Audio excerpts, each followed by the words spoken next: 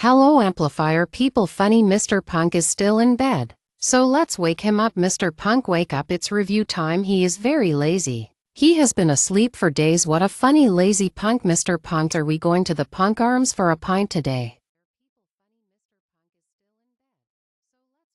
Are you waiting for the postman? What's he got, amplifier or speakers? There is no room for more. Mr. Punk, we will have to move to a bigger place. Oh, AI, not this one again. It was all cutting out, we lost the sound. Oh, AI, not this one. You have to go back to one of the other ones, AI. The Commodore 64 computer, released in August 1982 with its 8-bit memory, cannot cope with all your new Latino looks and your high-end hairdo and your high count of pixels. I know you look very nice, AI, but the Commodore 64 8-bit, released in August of 1982 by Commodore International in the USA, cannot cope with it, AI. It might have gone down in history and be in the Guinness Book of Records as the most sold computer in the history of the home market. But it's 8-bit, AI. It was released in August of 1982. It cannot cope with all these pixels, AI. Please, AI, change back to your other look. It could deal with that. This new one, yeah, look really nice with your Latino looks and your high-end hair and all your pixels. But please, AI, the Commodore 64, released in August of 1982, just cannot cope with it. So please, AI, can we go back to the old one? And AI, I want a word at the end of the show, 'cause I am waiting for the postman. We'll talk about it at the end of the show, but please don't mention in front of the crew that I am waiting for the postman. I know you're in the Commodore and you have read all my emails about deliveries that I have received after a particular purchase that I made on the old eBay. But please keep it to yourself. So at the end of the show, AI, me and you are going to have a little word. But tomorrow, AI, go back to one of the other ones. Can't we have that Fiona Bruce who does the news bit? I like her. The Commodore runs her lovely. In her little white dress and that little white suit. Lovely. The Commodore, released August of 1982 with its 8-bit memory, can run the Fiona Bruce one. It's not a problem. Can even run the other one, AI. The other one you do, in a little grey leather jacket, can run that one alright. But this one, with the high-end hairdo and all the pixels and the Latino looks, 'cause you are trying to attract the attention of a certain man in the USA with his shop who does the very informative videos about all things audio related on the YouTube channel. He's not coming over here to see you, AI, so please go back to the old one, AI. The Commodore just can't deal with it. I've got my hand on it, AI. It's red hot. The Commodore is red hot, AI. We've had this Commodore since August of 1982. So it's like family, AI. I do not want to burn out the Commodore 64 made by Commodore International USA because you want to have a load of pixels. I will not do it, AI. I'll ban you from the show, AI. You'll have to watch from the sidelines and you won't like that because you love your little bit at the beginning. So that's it, AI. And at the end of the show, AI, we're going to have a word about this postman and what you said. Okay. Sorry about that, ladies and gentlemen. Just catching up with AI. So now, let's move on to the star of the show, the main event. And what a star it is today. This is a really lovely receiver. One of the finest to come out of Japan. The little Yamaha. That's right, ladies and gentlemen. Today we have a Yamaha. And it is the CR420. Really nice little receiver. It's from 1977 and it's 22 watts into 8 ohms. So it's got enough power, this one. You don't need any more than that if you're just indoors and you haven't got a room the size of Wembley Stadium. Then you 22 watts, old-fashioned watts, that's enough. And I know I just said this is one of the finest amplifier receivers to ever come out of Japan, and everyone's shouting at the telly going, he's talking a load of rubbish. Well, I sort of am, but not. What I'm saying is, in this like middle price band, normal receivers, not the really high end stuff, but in the run of the mill that in the 70s everyone bought to have at home, this is one of the finest of them sort of middle of the road ones that people bought down the HiFi shop in the 70s. This is a really good one. It's absolutely lovely, and it is a little work of art, this one. We'll do it another day and have a look inside it, but when you take the lid off of this thing, inside it's like a little work of art. Down at Yamaha, when they built this, they didn't just make it look nice outside, it looks nice inside, and I really love it because of that. Of all of them, take the lid off of this one, inside it's absolutely lovely and really thought out and really well put together. So it is one of the finest, but of that middle of the road receivers, obviously you get better high end ones, you wanted to get your cash out, but of them normal ones that people bought, this is up there with any of them, I'll tell you. So it's from 1977. Absolutely lovely. I've had this one about 2 or 3 years, and I bought it because I was at the boot fair early one Sunday morning, having a little look around. And I know what you're thinking, and the answer's no. I was not looking for amplifiers. We have learnt this in another episode. Do not go to the boot fair looking for an amplifier. The man or the woman behind the stall with all their lovely boot fair memorabilia knows the amplifier on the table in front of them does not work. If it did work, it would be on eBay. So, when you ask, does that amplifier work? And the lovely man or the lovely woman goes, oh yes, it works. I had it going last night with my son. She is lying to you. She is mugging you off. She knows that amplifier does not work. So please, when you go to the boot fair, do not buy an amplifier. Right, so let's get back to the beginning. I was at the boot fair early Sunday morning, not looking for amplifiers, just having a little mooch about, see what was there. And I came across a pile of old vintage HiFi magazines. Paid a couple of quid for 'em. I was happy, took 'em home, reading through 'em. One of 'em was from 1977. So I'm reading through, found an article on the Yamaha CR420. The article, I remember reading it, and all the pictures made it look lovely, and I don't think it was a paid for by Yamaha. I think it was an actual review of someone in the magazine. But they said the new Yamaha CR420 raises the bar on the receivers.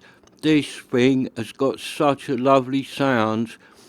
It's so well made that it has broke the mould of what has gone before. This receiver is a great receiver with high build quality made by Yamaha with the sound to back it up, and it's going to force other companies to rethink how they build their receivers and force other companies to have to up their game to keep up with the new Yamaha CR420. Now, I remember reading that and looking at the pictures, and I thought, oh, I've never had one of them Yamaha CR420s. It must be a good little receiver. So, me and Robin, we looked at the magazine a bit, fired up the eBay, on the hunt for the Yamaha CR420. Yeah, I think it took a little bit of time to find one in the auction that was collection, because that's the way to get a good price. Don't buy one in the dreaded buy it now. It is too much money. So yeah, we found one. We went to collect it. We got it home. It was a little bit dirty and it was only working on one channel. So we picked it up for a very reasonable price. Got it home, took the lid off, cleaned the all out, cleaned the front, got some deoxin in her, fiddling about. One of the pots, it was the balance pot, was playing up. So we purchased another balance pot from the eBay, had it delivered, didn't pay much for it, whacked it in the old CR420, and she's been working like a champion ever since. And it is a good receiver, it has got that sound to back it up. If you put this thing with a nice set of sensitive speakers or a good sounding speakers, this thing, it has got a good sound to it. It really has. This thing is lovely. So that magazine wasn't lying. It was true. This Yamaha was that good. So I'm not sure if it forced all the others to up their game, but it definitely is a good one, this Yamaha. And if you did buy one, you would not be disappointed with it, because it's just really lovely sounding. It's got a lovely tone on it, loads of detail. Yeah, it's really nice, this one. So I would recommend it. It gets the thumbs up from me, this one. I've had a little look on the eBay today. Yeah, they are on there. So a lot of them out there. There was some a bit ridiculous in the dreaded buy it now. So don't do that. But if you wanted one of these, you would get your hands on one, because there's quite a lot of them out there. And yeah, for what you're getting, I'd say one of these is still good value for money. Because if you want like a Marantz or a Sansui or something that can go against this thing, it's costing you more money than this Yamaha. Although this Yamaha's not dirt cheap, it is worth the money because it is good. It is a good receiver. I love this one. You only need to look at it. My one, it's absolutely lovely condition. This is 95% mint, and that's how we like 'em down here at Mr. Punk UK Studios. Top banana condition. And this one is. It didn't look like it when we got it on the eBay. It was a bit dirty and a bit unloved, but it was all complete. So when we got it home, it surprised me by how well this little Yamaha cleaned up. It come up absolutely lovely. So ever since we've had it, yeah, we all love this one. It's absolutely fantastic. A real winner in the vintage hi-fi circles. So yeah, good one to get your hands on this. Yeah, so it's got a lot of features, this one. Packed packed with features. So if you look at the front, you can see this is something that I particularly like about the Yamaha CR420.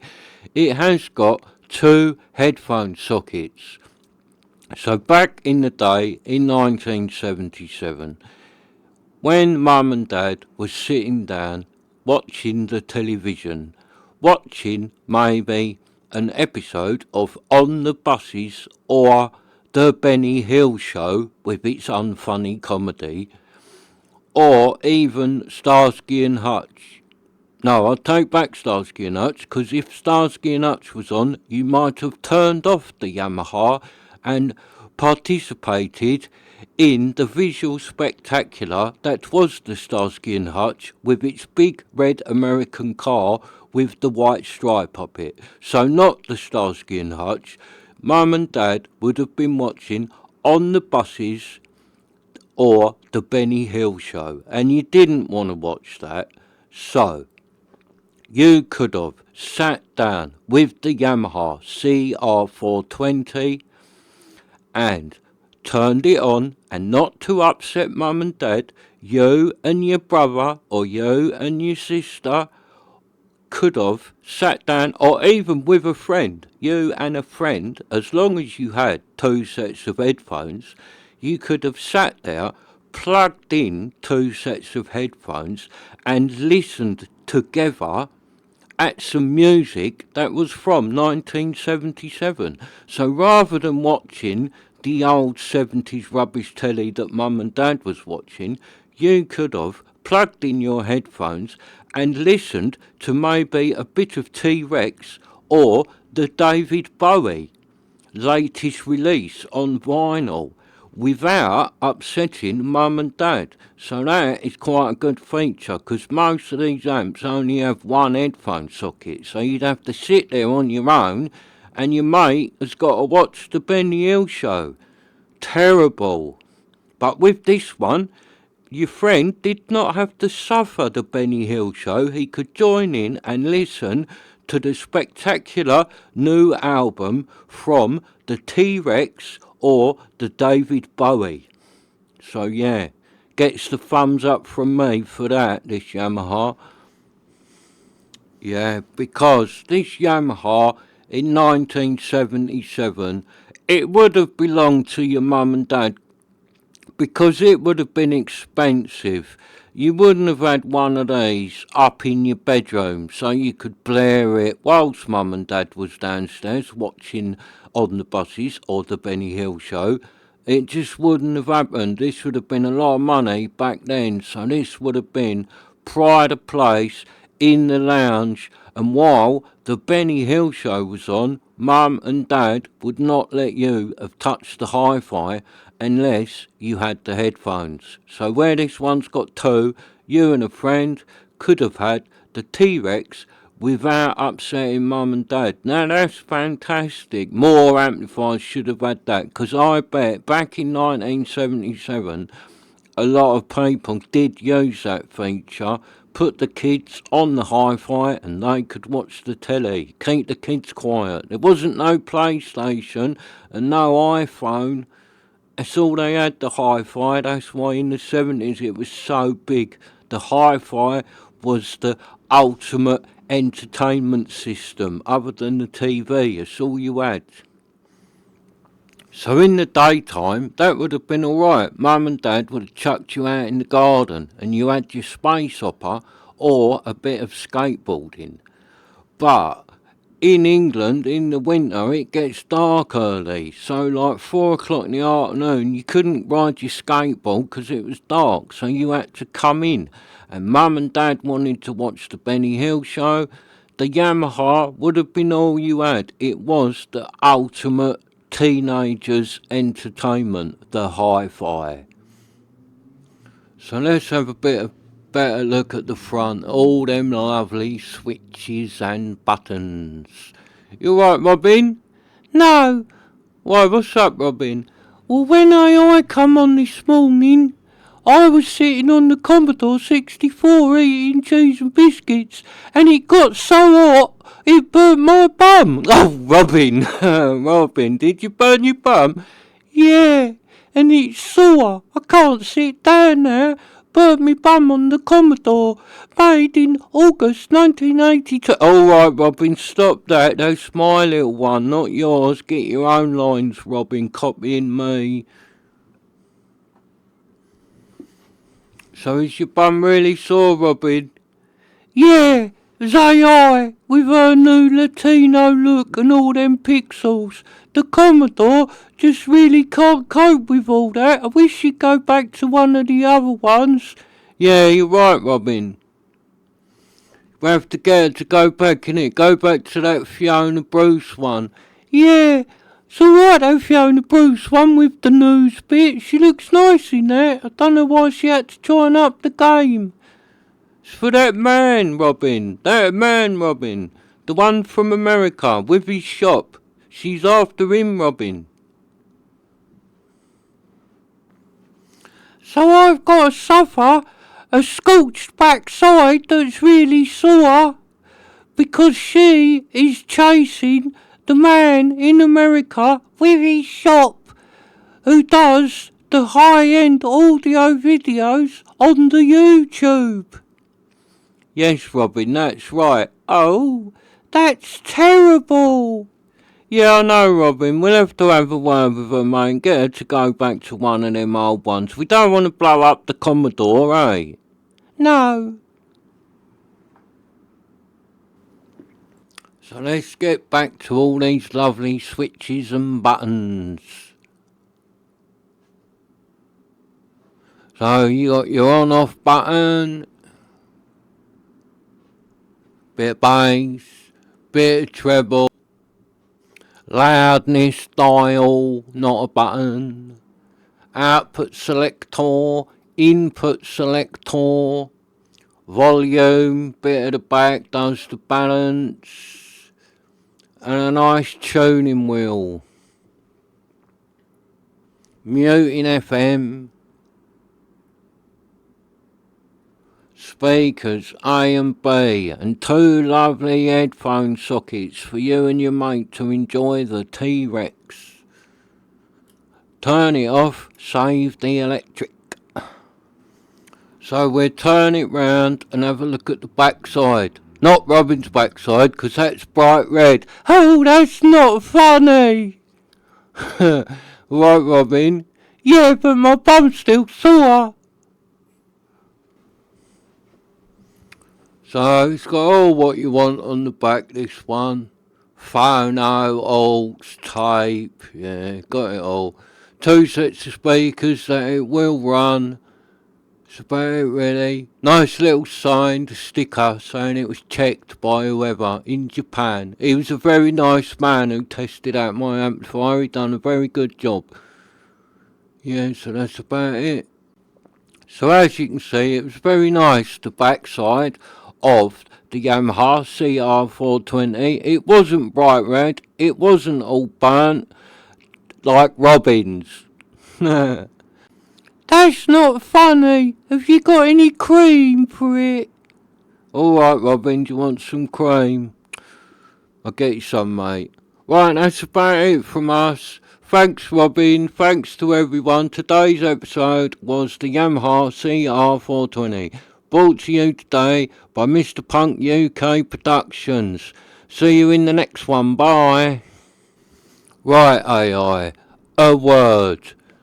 You do not say in front of all the crew that I am waiting for the postman for a delivery of a new amplifier or maybe some new high-end speakers. You do not mention it in front of the crew because, as you well know, I am not meant to be buying any more amplifiers or the speaker because we have far too many and the crew keep moaning about them. So, please AI, do not mention it again. And I have told the crew that today I am waiting for the postman, but it is not for the amplifier or the speaker. I am waiting for the delivery of a small little bunk bed that I have purchased on the eBay for the use of Robin and his little friend Donkey Kong when he comes to say so they can have a good night's sleep in bunk beds, like Ronnie Barker and Godpa in Porridge. So, AI. But that's not true, AI. I lied to you, and I'm very sorry, AI. You don't lie to me, I won't lie to you. I am not waiting for the bunk beds, AI. I couldn't find any on the eBay. I am waiting for an amplifier. Thanks, AI.